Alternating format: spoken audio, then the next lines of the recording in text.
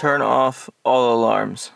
Disabling all alarms. Okay, all your alarms have been turned off. Thanks. Alright, it is early in the morning and we're shooting iPhone stuff.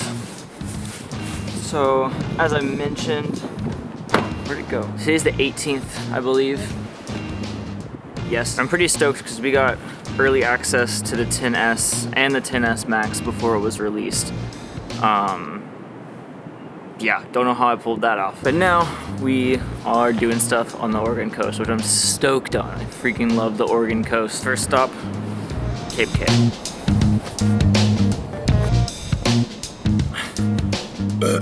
One major life pro tip: before you eat, drink, or anything, drink water. It doesn't have to be like a gallon before you eat anything, but just drink a little bit or a lot of it, and it just start your day right. Wow, what a beaut. It's like September now and it's definitely feeling that way. I don't mind cold, but warm is better. All right, this is looking mighty fine. I am going to run up there really quick. Look at that. Such a beautiful gradient out there.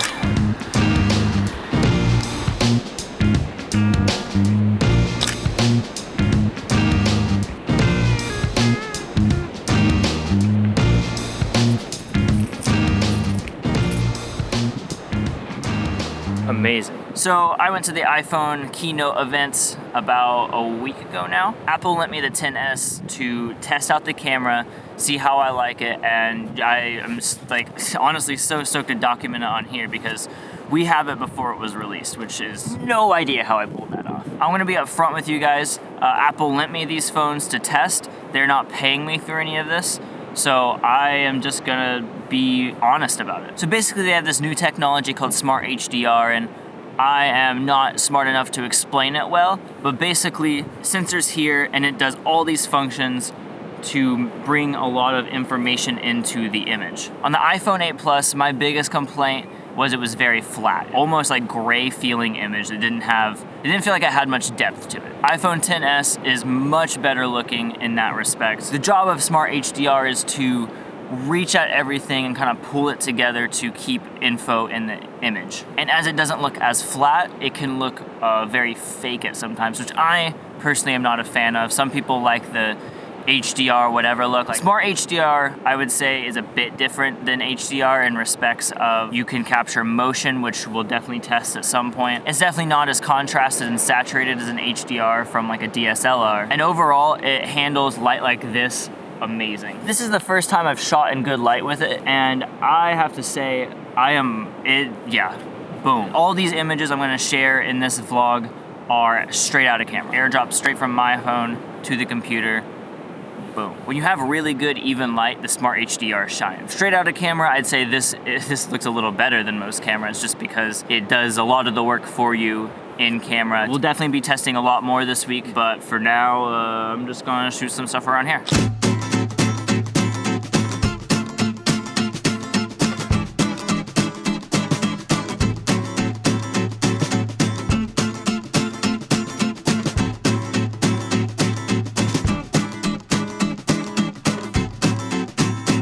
Three, 2, 1, send.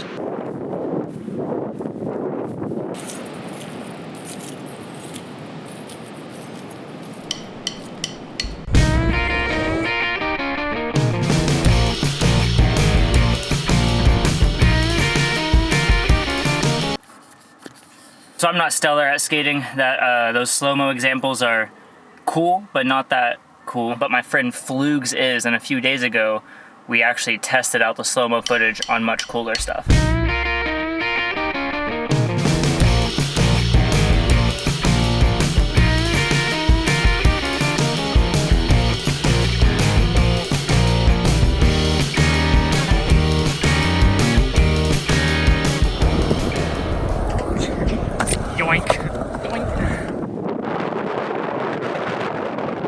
Later in the day, it's about 5 o'clock, pretty windy out here. This is my friend Jordan. What's up? He recognized me at a coffee shop and we've been hanging since. Yeah. So I don't know how windy it's gonna be out there.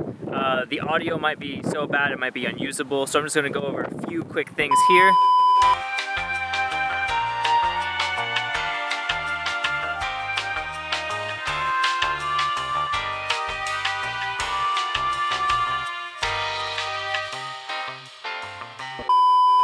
we say we're gonna focus on shooting harsh light? I don't think so. Okay. So we're first gonna test a little bit of harsh light shooting with the iPhone. With Smart HDR, like I said earlier, it kind of takes all the highlights and shadows and tries to balance them all out through taking multiple images and combining them into one. What better way to test it than with harsh light? Me and Jordan here, he's gonna be my go-to model for this, and we'll just like mess around with harsh light.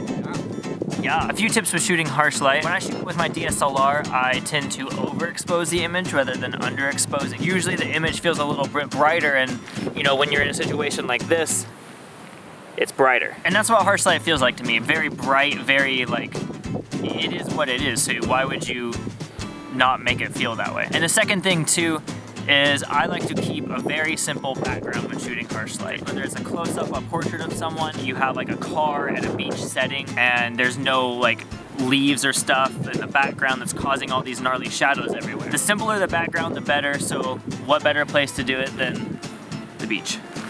Let's go. Go ahead and go back that way.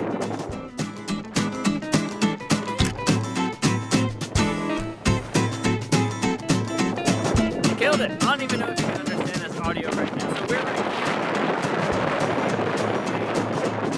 going over there.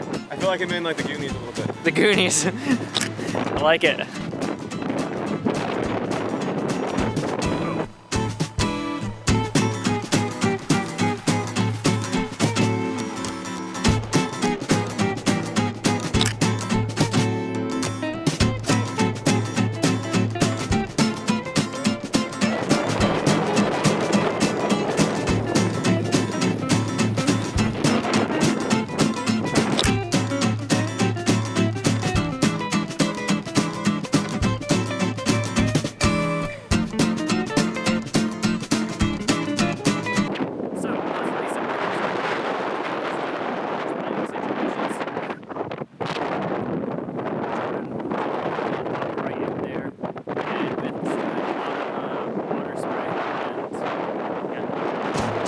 People have said portrait mode, it doesn't really work too great in a backlit situation, but I thought these looked pretty solid. I'm so confused. I feel like I'm trench foot. Hopefully not. So I'm here pretending to vlog, so I can get the shot. This might be a good opportunity for a portrait mode stuff.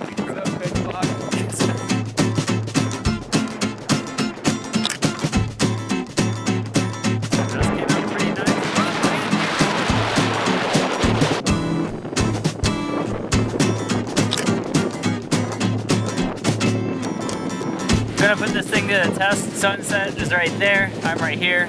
Jordan's right here. He's gonna kick sand and we're gonna get motion stuff. Yeah. Woo!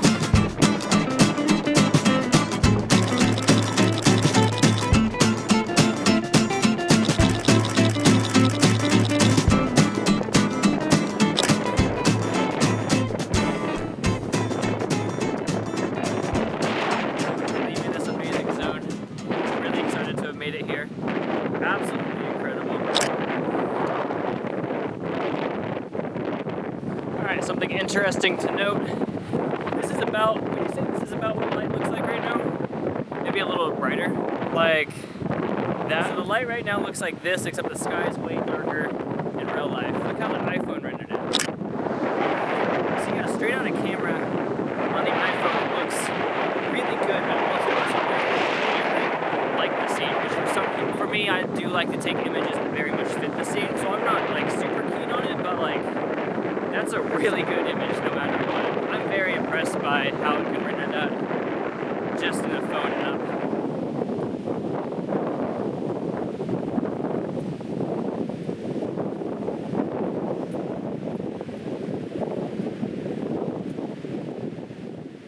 Okay.